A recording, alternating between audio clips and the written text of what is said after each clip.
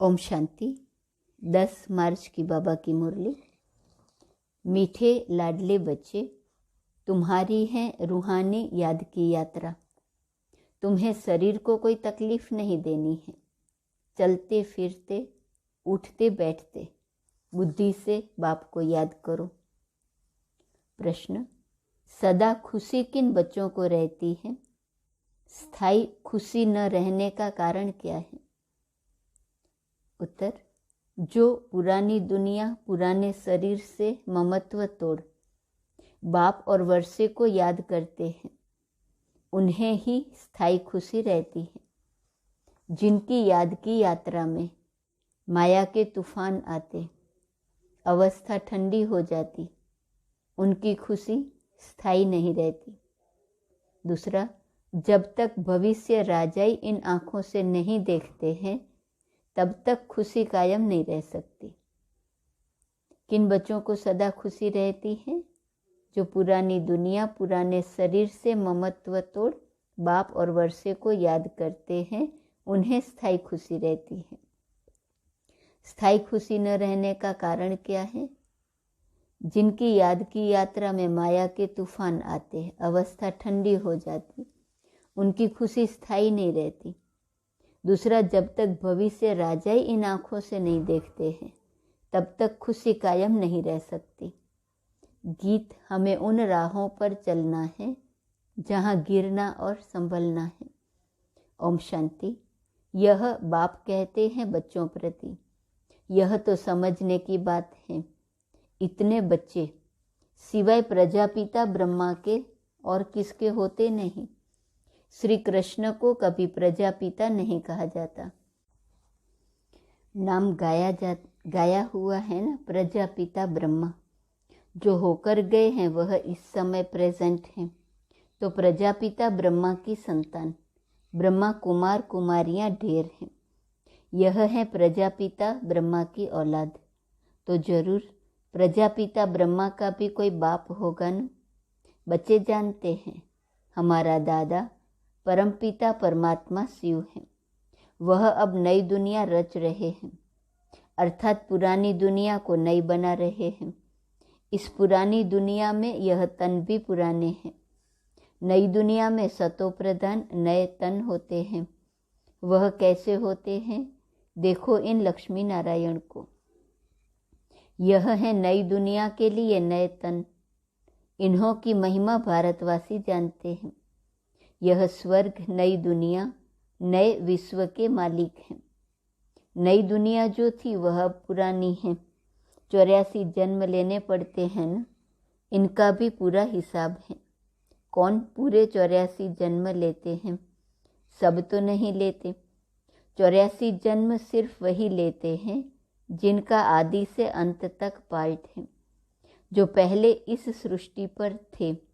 हर एक बात लाडले बच्चों को धारण करनी है। यहाँ कोई मनुष्य को नहीं समझाते। यह तो निराकार परमपिता परमात्मा मनुष्य तन में बैठ समझाते हैं। बलिहारी उनकी है। वह नहीं समझाते तो हम कुछ भी नहीं जानते। हम तो बिल्कुल तुच्छ बुद्धि थे। अभी रचयिता और रचना के आदि मध्य अंत को जाना है। Who is who. इस बेहद ड्रामा में सबसे मुख्य पार्टदारी कौन कौन है? यह अविनाशी बना बनाया ड्रामा है। गाते भी हैं बनी बनाई बन रही। गायन भक्ति मार्ग में करते हैं, परंतु यह अभी समझाया जाता है कि यह ड्रामा का खेल कैसे बना हुआ है। बाप बैठ समझाते हैं, लाडले बच्चे, यह तो तुम जान गए हो कि तुमको यात्रा पर चलना है। मनुष्य यात्रा पर बहुत कष्ट सहन करके जाते हैं। अभी तो एरोप्लेन, ट्रेन आदि बहुत सहज निकली है। आगे तो मनुष्य पैदल यात्रा पर जाते थे। चलते चलते तूफान लगते थे, मनुष्य बेहाल हो जाते थे। फिर कोई वापिस लौट आते थे। तो आधा कल्प द्वापर से लेकर जिस्मानी यात्रा चलती है। भक्ति मार्ग में मनुष्य यात्रा पर क्यों जाते हैं? भगवान को ढूंढने। भगवान कहीं बैठा तो नहीं है। भगवान के जड़ चित्र पूजे जाते हैं। जो होकर जाते हैं उनके जड़ चित्र बनाते हैं। चैतन्य में तो भगवान मिल न सके। शिवलिंग आदि यह सब जड़ चित्र हैं। जड़ चित्रों को देखने के लिए यात्रा करते हैं। यह एक भक्ति मार्ग की रस्म है। जानते हैं परंतु कोई की भी बायोग्राफी को नहीं जानते कि यह कौन है, कब आए थे। शिव जयंती मनाई जाती है परंतु उनको भी जानते नहीं। आजकल तो इस उत्सव को भी उड़ा दिया है, क्योंकि इनका नाम रूप आदि प्रायः लोप होना ही है। अभी तुम जानते हो, ऊंचे ते ऊंच ज्ञान का सागर सुख का सागर है। सागर से अभी हमको ज्ञान मिल रहा है। वही बेहद का बाप अभी प्रैक्टिकल में है। अमरनाथ भी शिव बाबा है न। दिखाते हैं बर्फ का लिंग बन जाता है। मनुष्यों को ठगने के लिए गपोड़े तो बहुत लगाए हैं, तो उस जिस्मानी यात्रा पर तकलीफ बहुत होती है। यह है रूहानी यात्रा। इसमें शरीर की कोई तकलीफ नहीं है। तुम बच्चे समझते हो हम बेहद के बाप के बच्चे हैं।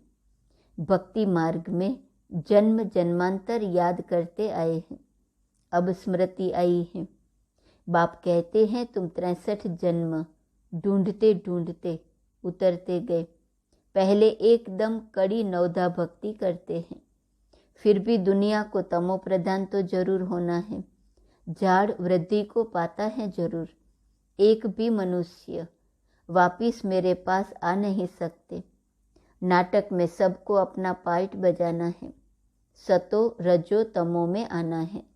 नंबर 1 का ही मिसाल लो। नंबर 1 लक्ष्मी नारायण सतो प्रधान थे, अब तमो प्रधान हैं, जिसमें ही फिर शिव बाबा ने प्रवेश किया है, क्योंकि इनको ही नंबर 1 बनना है। फिर प्लस में माँ को रखते हैं। माताओं को लिफ्ट देनी होती है। पहले लक्ष्मी फिर नारायण। माताओं का नाम ऊंचा किया जाता है। माता सदैव पतिव्रता होती है। पुरुष कभी पत्नीव्रता नहीं होते हैं। वंदे मातरम कहा जाता है। इस समय तुम बाप के बने हो तो तुम हो जाते हो ब्रह्मा कुमार कुमारी। माता गुरु बिगर कभी किसका उद्धार होता नहीं। गुरु तो बहुत ढेर के ढेर हैं, फिर भी कलयुग घोर अंधियारा हो गया है। कितने गुरु गोसाई हैं, कहाँ कहाँ हरिद्वार आदि में उन्हों के मंदिर बने हुए हैं। नहीं तो वास्तव में मंदिर उनको कहा जाता है जिसमें देवताएं होते हैं। सन्यासी लोगों का कभी मंदिर नहीं होता है। मंदिरों में तो देवताएं ही रहते हैं, क्योंकि उन्हों की आत्मा और शरीर दोनों पवित्र हैं। इन महात्माओं की बल आत्मा पवित्र है, परंतु शरीर पवित्र मिल नहीं सकता, क्योंकि तत्व भी तमो प्रधान है। अभी तुम देवता बन रहे हो। बनाने वाला है परमपिता परमात्मा। यह है सतो प्रधान संन्यास, वह है रजो प्रधान संन्यास। यह बाप के सिवाय कोई सिखला न सके। तो बाबा ने समझाया है कि वह है जिस्मानी यात्रा, यह है रूहानी यात्रा। इसमें कर्मेंद्रियों का कोई काम नहीं, कुछ भी तकलीफ की बात नहीं है, बहुत सहज है। वह जिस्मानी यात्रा अनेक प्रकार की है, यह रूहानी यात्रा एक ही है। यह है राजाई के लिए यात्रा। यह लक्ष्मी नारायण का चित्र सामने खड़ा है। दुनिया थोड़ी ही जानती है कि इन्होंने यह राजयोग की यात्रा कर यह पद पाया है। तुम बच्चे जानते हो इन्होंने यह प्रारब्ध कैसे पाई। कोई ऊपर से नई आत्माएं तो नहीं आई जिनको भगवान ने राजाई दे दी, नहीं। इन्हों को पुराने से नया बनाया हुआ है, जिसको रिज्यूनेट व काया कल्पतरु कहा जाता है। तो बाप बैठ समझाते हैं इन्होंने रूहानी यात्रा की थी। राजयोग बल की यात्रा से यह बने।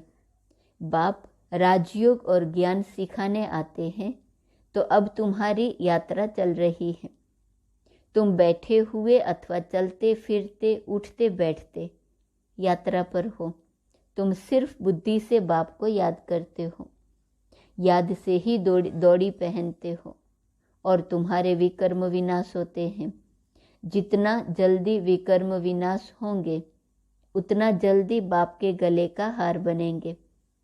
तुम अब वह 4 धाम आदि नहीं करते हो, वह सब भक्ति मार्ग के जिस्मानी तीर्थों पर जाए, वहाँ से फिर लौट आकर घर में विकर्मी बनते हैं। जितना समय यात्रा पर रहते हैं उतना समय निर्विकारी रहते हैं। आजकल तो हरिद्वार में जाकर देखो, पंडे लोग बड़े गंदे रहते हैं। लोग यात्रा पर जाते हैं तो पवित्र रहते हैं और वहाँ के रहवासी पंडे लोग अपवित्र रहते हैं। तुम्हारी यात्रा कितनी स्वच्छ है, कुछ भी धक्का आदि नहीं खाना है। बाबा कहते हैं, लाडले बच्चे, उठते बैठते चलते फिरते सिर्फ मुझे याद करो। यह आत्माओं से बात कर रहे हैं। आत्मा इन ऑर्गन्स द्वारा सुनती है। आत्मा मुख से बोलती है, आँखों से देखती है। आत्मा इन आँखों से दिखाई नहीं पड़ती, न परमात्मा दिखाई पड़ता। दोनों को दिव्य दृष्टि बिगर देखा नहीं जा सकता है, समझा जाता है। तब कहते हैं हमारे में आत्मा है, हमारी आत्मा दुखी है। हमारी आत्मा एक शरीर छोड़ दूसरा जाकर लेती है। आत्मा बोलती है ना, परमात्मा भी आत्मा से बात करते हैं। हे लाडले बच्चे, आत्माएं, अब तुमको मेरे पास आना है। मैं तुमको यात्रा सिखलाता हूँ। तुम पवित्र बनने सिवाय मेरे पास आ नहीं सकते हो। आत्मा पवित्र है। पहले पहले आत्मा सतो प्रधान है, फिर सतो रजो तमो गुणी होती है। शरीर भी सतो रजो तमो होता है। सतो प्रधान को गोरा, तमो प्रधान को सांवरा कहा जाता है। कितनी समझ की बात है। तुम जानते हो आत्मा और परमात्मा अलग रहे बहुकाल, अब आकर फिर मिले हैं। मनुष्य मनुष्य के साथ मिलेंगे, आत्मा आत्माओं के साथ मिलेंगी, परमात्मा भी वहाँ मिलेंगे। आत्मा और परमात्मा दोनों का साक्षात्कार दिव्य दृष्टि से होता है, क्योंकि वह अति सूक्ष्म है, स्टार है। अब कोई भी साइंस घमंडी नहीं जो कह सके आत्मा की प्रवेशता कैसे होती है। इन बातों का उनको बिल्कुल पता नहीं है। मोस्ट बिलव्ड बाप है। भक्ति मार्ग में आधा कल्प भक्त भगवान को याद करते हैं। ऐसे नहीं कि सब भगवान हैं। सब भगवान हो तो भक्त आराधना, वंदना, साधना क्यों करते, किस लिए करते? सभी मुक्ति, जीवन मुक्ति चाहते हैं, क्योंकि यहाँ दुखी है।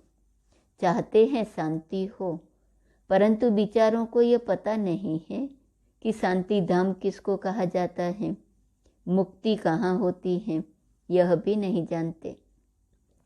कहने मात्र सिर्फ कह देते हैं कि पार निर्वाण गया, जानते कोई भी नहीं है। अब तुम बच्चे यात्रा पर हो। बाप कहते हैं बच्चे संभल संभल कर चलना है, तूफान तो बहुत आएंगे। तुम याद करने की कोशिश करेंगे, माया बुद्धि योग तोड़ देंगी। फिर वह अवस्था ठंडी हो जाती है, खुशी का पारा हट जाता है। नहीं तो खुशी का पारा स्थायी रहना चाहिए। इन आँखों से वह राजाई देखते हैं तो खुशी कायम रहती है। यहाँ तुम बुद्धि योग से जानते हो कि राजाई मिलती है। राजाई के लिए हम पढ़ रहे हैं।